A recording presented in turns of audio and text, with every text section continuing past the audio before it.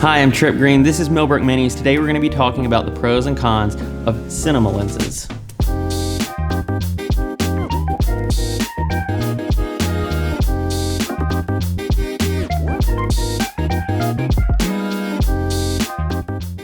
A lot of people will ask the question, like, what is the best lens or best lenses we can use, especially on like, when I was a cinematographer, I'd work on indie film productions and they would say like, we just want to use the best lenses.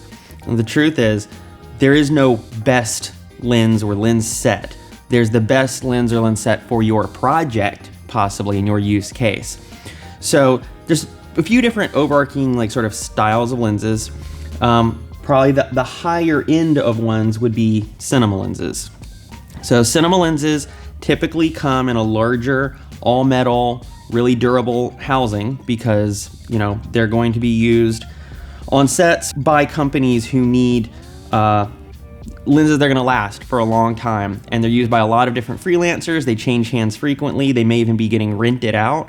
And so you don't wanna have to rely on plastic parts and housings.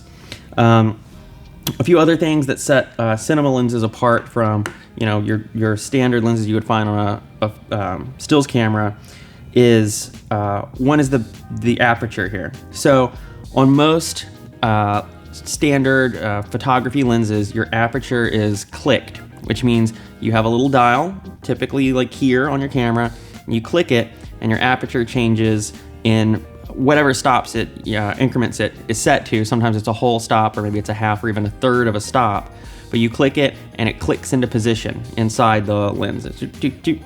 On a film cinema lens, that is declicked, so it's smooth and it has a ring here that you can smoothly rotate that opened or closed. The reason for this is, obviously we're filming motion, and sometimes during a shot you may have, for instance, a Steadicam shot where you go indoors to outdoors all in one shot. And you can't change the ISO necessarily. You could theoretically, there are ways to seamlessly change shutter speed, but it's uncommon. The typical thing you would do is change your aperture by pulling your aperture. And so you don't want it to be click, click, click, click, click, clicking in frame and seeing these discrete steps. So you'll use this and you'll have a follow focus or a motor attached being pulled wirelessly, and you'll set your stops or for where you want that to land when you make the transition indoor to outdoor, when you're having your exposure change happen. So that's why that's useful. It also lets you, obviously, you can set an aperture that is between spaces like down to like an eighth of a stop, which you can't necessarily do on a clicked aperture. Another difference here is the focus throw. So on a smaller lens, in order to rotate from the closest focal point that it is possible to infinity, you might have, let's say it's 80 degrees of rotation to get end to end.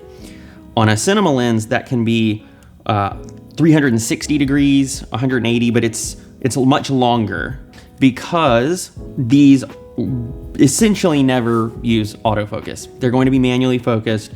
And that's part of why they're geared, this as well, so that you can put a follow focus, which is a device that changes the gear ratio and aligns the ability to pull it 90 degrees so that an AC who's working to the side of the camera can pull it this way instead of having their hand on the lens. So that way you can have a first AC who would do that.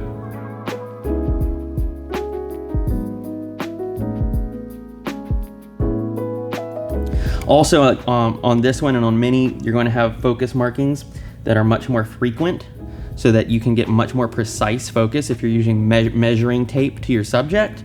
And also these markings are typically going to be glow in the dark so that if you're working on a sound stage or at night, you'll be able to see what you're pulling to.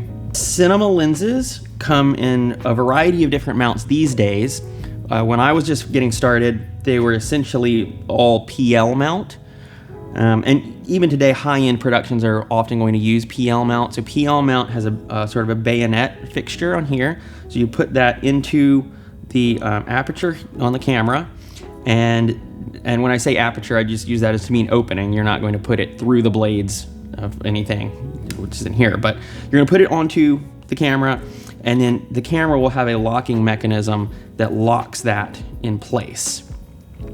Nowadays, you can get them in, like this one is EF mount, which has become a sort of a industry standard mount available for mid-level cinema production.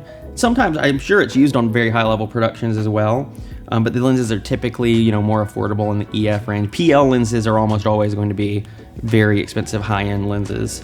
So just to wrap this up, with cinema lenses, what you're typically getting is stopless apertures, longer throw on your focus, more frequent markings, more easy to read markings, and more durable metal housings. Sometimes image quality overall can be better too, because you just have more size for better internals.